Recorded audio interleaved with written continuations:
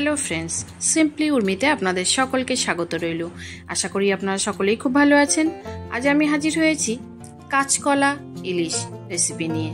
তো চলুন, প্রথমেই নিয়েছি দুটো কাঁচকলা, একদম সবুজ ফ্রেশ, আর একটা আলু নেব। তো এটাকে প্রথমেই কেটে নিয়েছি, একটু লম্বা লম্বা করেই দুটো কলা কেটেছি, দেখুন। আর একটা আলু, সেটাও লম্বা করে কেটেছি। আর কলার খোসাগুলো যেহেতু সবুজ, আমি ফেলিনি, অন্য একটা রেসিপিতে দেখাবো কি বানিয়েছি। তো চলুন শুরু করা যাক। তো প্রথমেই একটা পাত্রে আমি জল নিয়েছি, আর ওতে হাফ চামচ পরিমাণে হলুদ দিলাম, দিয়ে জলটা ভালো করে গুলে নেব।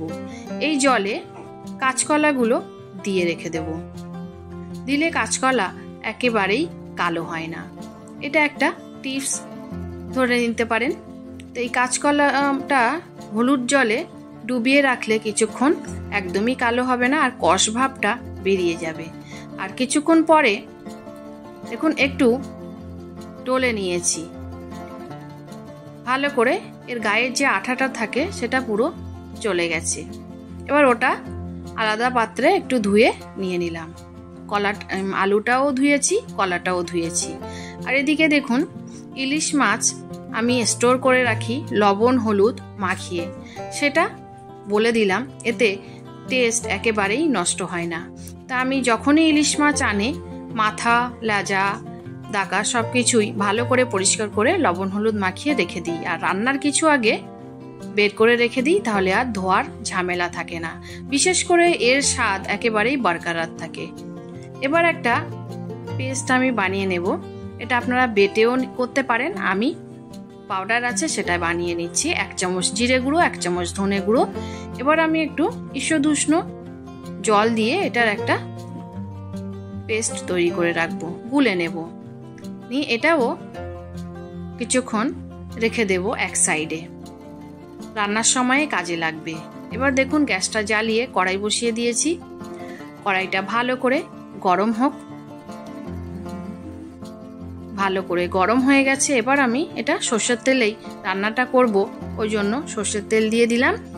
আর এতেই আমি মাছ ভেজে নেব। তো তেলটা প্রথমে খুব ভালোভাবে গরম হতে হবে, আর কড়াইয়ের গায়ে ভালো করে লাগিয়ে নিয়ে তারপরে 4টে মাছ আমি ভেজে নিচ্ছি। 4 পিসই আমি রান্না করব, কারণ লোক কম, তো খাওয়ার লোক নেই, ছেলে তো খাই না, আমি আর আমার হাজব্যান্ড, ওই কারণেই 4 পিস রান্না করলাম।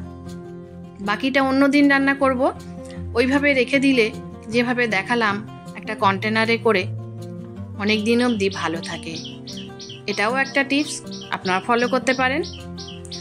এবার হালকা করে ভেজে নিয়ে ইলিশ মাছগুলোকে তুলে নিয়েছি। এবার ওই তেলেই হাফ টিস্পুন পরিমাণে গোটা জিরে ফোড়নে দিয়ে দিলাম, আর 2টো তেজপাতা দিয়েছি। এতেও খুব কম মশলা ব্যবহার হবে। ইলিশ মাছে আমার মনে হয় কম মশলাতেই ভালো লাগে। এবার দিয়ে দিলাম কেটে রাখা আলুগুলো, এতে একটু ভেজে নেব আলুগুলোকে। একটু ভেজে নেওয়ার পর এবার আমি এতে দিয়ে দেব কাঁচকলাগুলো।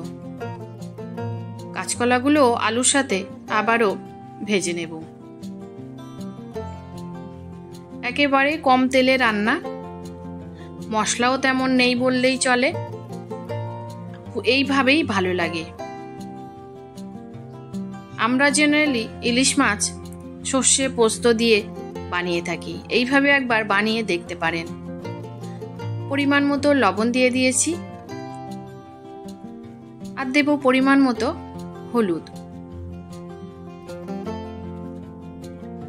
দিয়ে আবারও ভালো করে মিশিয়ে নেব।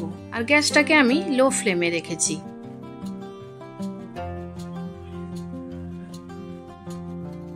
এবার ওই যে জল দিয়ে গুলে রেখেছিলাম জিরে ধনে গুঁড়োটা, এতে বাটার স্বাদ আসবে। তো ওটা দিয়ে আবারও একটু কষিয়ে নেব আলু এবং কলার সাথে। একটু কষিয়ে নিয়েই তারপরে দিয়ে দিচ্ছি গরম জল। এটা যেমন ঝোল খেতে আপনারা পছন্দ করবেন সেই পরিমাণেই ঝোলটা ব্যবহার করতে হবে। এবার আমি দিয়ে দেব কাঁচা লঙ্কা। 2টো কাঁচা লঙ্কা চিড়ে দিয়ে দিচ্ছি। লঙ্কাটা আপনারা আপনাদের পছন্দ মতো ব্যবহার করবেন, যে যেমন ঝাল খেতে পছন্দ করে। গুঁড়ো লঙ্কা মোটেও আমি ব্যবহার করব না। এবার ঢাকনা বন্ধ করে আমি এটাকে ফুটতে দিলাম। ফুটে গেলে এবার এতে দিয়ে দেব ভাজা ইলিশ মাছগুলো। আর এখন গ্যাসটা আমি হাই ফ্লেমেই রেখেছি। এইভাবেই ইলিশ মাছ দিয়ে হাই ফ্লেমে 2 থেকে 3 মিনিট ঢাকনা বন্ধ করে ফুটিয়ে নেব।